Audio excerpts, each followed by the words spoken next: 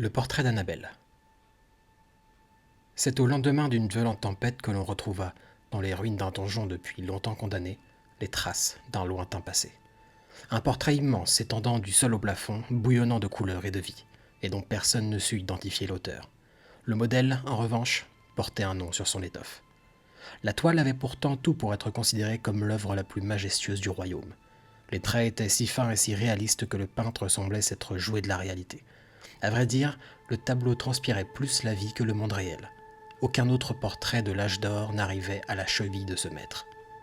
Si la femme qui l'avait peinte était plus vivante que tout ce qui les entourait, se pouvait-il que leur réalité ait été dessinée par un artiste moins talentueux ? Même Dieu semblait imparfait devant les yeux d'Annabelle. La jeune femme avait les traits ardents, comme si on l'avait enfermée à l'intérieur sous la grâce du pinceau. On pouvait, en s'approchant, remarquer une dérangeante épaisseur sur la toile, inhabituelle pour ce type d'œuvre. On ne savait pas ce que l'artiste avait utilisé, mais ce n'était certainement pas de la peinture traditionnelle. On pouvait y déceler des morceaux de quelque chose, la chair d'un léviathan. Les historiens de la cour commencèrent à relier les morceaux entre eux pour en découvrir le secret. Des messages, des parchemins, des discours rapportés, des rumeurs régicides, et ce jusqu'à en déterrer le secret.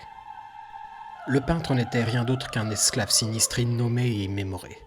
À ce titre, on ne lui octroyait pas le don de la parole. Souiller l'air avec la pestilence de sa bouche lui était interdit, sous peine de mort immédiate. Cela ne l'empêchait pourtant pas d'entendre, et entendre il fit. On lui avait reconnu des talents pour les arts du pinceau lorsque, avec la bile d'esclave éventrée, il avait représenté sur un mur les détails d'un massacre carcéral. La loi lui interdisait de parler, mais pas d'écrire ni de dessiner. Le roi n'avait aucune considération pour les artistes, mais il n'en resta pas moins admiratif des talents de l'animal. Il l'enferma donc dans une tour et lui ordonna d'inscrire la grandeur du royaume sur des toiles vouées à l'Éternel. L'esclave s'exécuta, mais pas comme le roi l'aurait souhaité. Tout ce qu'il peignait suintait d'une noirceur terrible, une terre de tristesse rongée par l'impermanence.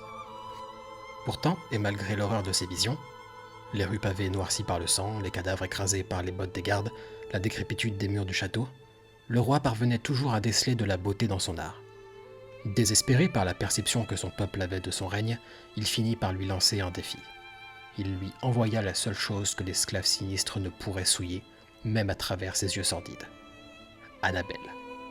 S'ennuyant rapidement et connaissant l'abolition pour les esclaves du droit de parole, la putain préférée de la royauté se mit à laisser sa langue vagabonder. Elle fit part au peintre, pendant qu'il recouvrait son immense toile d'une poix noire épaisse, des avances que le dieu submergé lui avait faites.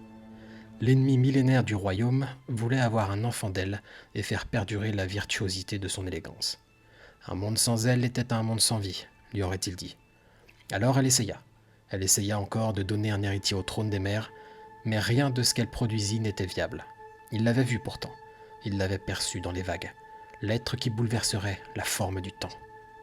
Quand enfin il comprit que l'enfant à venir ne serait pas de lui, il essaya de la tuer.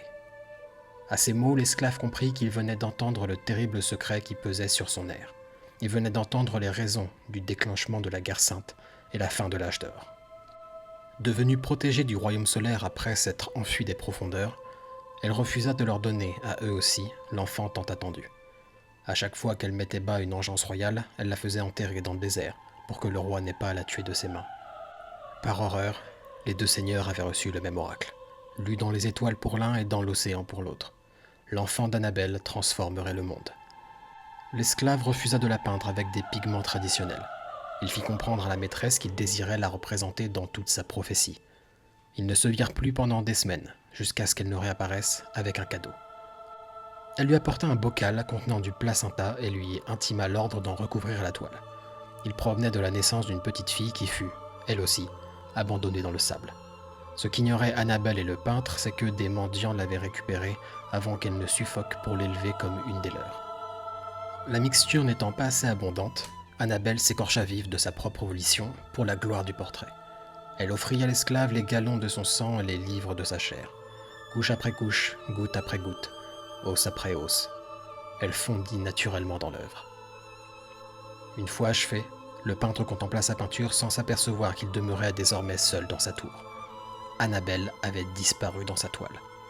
Il rumina son sort, puis s'enfuit par une lucarne. Lui était condamné à disparaître, mais elle survivrait à tout. Le portrait résisterait au temps et aux haines.